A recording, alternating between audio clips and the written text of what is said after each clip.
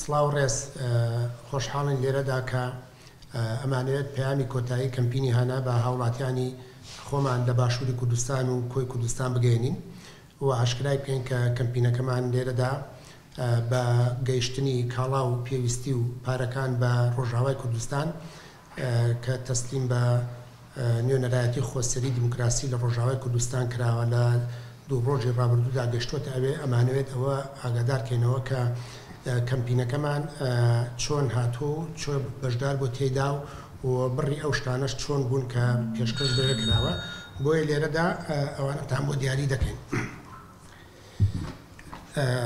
بەشداربووانی کەمپینی هانا لەوە دەست پێ دەکا کە 7/2/2023 کاتژمێر 4 عەسر یەکەم ئەم کەمپینە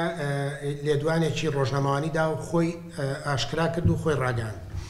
لە سلێمانی چەندین کەسایەتی و لایەنی سیاسی بەشدار بوون، چالاکەوان و کەسایەتی کۆمەڵایەتی، کەسایەتی سیاسی و سێ لایەنی سیاسی بەشدار بوون و هونەرمەندان لەگەڵماندا بەشدار بوون. ئەو لایەنە سیاسیانەی کە لەگەڵمان نابوون حیزبی زەحمەتکێشانی کوردستان، تەفگەری ئازادی کۆمەڵگەی کوردستان، حیزبی شووعی کوردستان کە چەند ئەندامێکیان هەریەکە بە چەند ئەندامێکیان بەشدار بوون لە کەمپینەکەدا لە یەکەم ڕۆژەوە تاکو ئەخیر ڕۆژی کارکردنەکان. و لەگەڵ کۆمەڵی کەسایەتی تردا کە خەڵکی چالەکەوان و سیاسی و ڕۆشنبیر و ئەکادیمی و هونەرمەند و خەڵکانی ڕۆشنبیر لە هەموو چین و توێژەکانی کۆمەلگە لەگەڵماندا بەشدار بوون، ژنان هەندێک لە ڕێکخراوەکان لەگەڵ ئێمەدا بەشدار بوون و هەروەها خۆسەری ڕۆژاوای کوردستان نوێنەریان لە کۆبنەوەی یەکەم لەگەڵماندا بوون لەگەڵمانی سووری کوردی و نوێنەری هەدەپە کە ئەمانەش لەگەڵماندا بوون بۆ ئەم کەمپینە. و چەندین لایەن و کەمپینی تر هەبوون لە باشووری کوردستان لە ناوچەی سلێمانی و دەوروپشتی و شارۆچکەکان کە توانیان هەماهەنگی لەگەڵ کەمپینی هانادا بکەن و بتوانن هاوکاری و کۆمەکەکانی خۆیان کە لە ناوچەکانی خۆیان کردویانە لەگەڵ ئێمەدا یەک هەنگیری بکەن کە لێرەدا پێویستە ناویان بێنین و جێگەی ڕێز و شانازی کەمپینی هانا و هاوڵاتیانی خۆمانن. کەمپینی هاوڵاتیان و چالاکەوانی شارۆچکەی تەقتەق گروپێکی گەنجانی خۆبەخش کە هاوکاریەکانیان گەیاندە ئێمە لە سلێمانی هاوکاریەکانیان کۆکردەوە بە ناوی سەکۆی گەنجانی کوردستان و کەمپینی گەنجانی هاوخەمی لە شار و شارۆچکەکان. سێهەم گروپێک گەنجان و چالاکەوان لە شارۆچکەی چۆمان کە پارەیان کۆکرد بوو و گەیاندیانە کەمپینی هانا. چوارهەم تۆڕی هاوکاری کۆمەڵایەتی و هاوکاریەکانیان گەیاندە ئێمە و لەگەڵ کەمپینەکەماندا هەماهەنگ بوون و کاڵەکانیان بارکرا کە دوو بەڕێزی ئەوان سەرپەرشتیان کردووە لەگەڵ ئێمەدا هەماهەنگ بوون. پێنجەم ڕێکخراوی گەرمەسێری کوردی فەیلی و شەشەمیش یەکێتی ژنانی کوردستان ئەمانە هەموو هاوکار بوون و کاڵاکانی ئەوان گەیشتۆ بە ئێمە و ئێمە گەیاندومانەتە ڕۆژاوای کوردستان. شەوی 4/5/2023 هاوکاریەکان بارکراون بە دوو تڕێلەی گەورە کە 68 مەتری پێدەوترێ. هەر ئەو شەوە لە کاتژمێر یەکی شەو بەرەو ڕۆژاوای کوردستان لەگەڵ 23 سیارەی تردا کە لە کەمپینە جیاجەکانی تری سلێمانی و دەوروپشتی کۆکرابوونەوە وەکو کەمپینی هاوخەمتانین هەموو پێکەوانێ توانیان بگەنە ڕۆژاوای کوردستان بە ڕێگەپێدانی حکوومەتی عێراقی و لایەنە بەشدارەکانی هەرێمی کوردستان. دیار ئەم کەمپینە توانیوێتی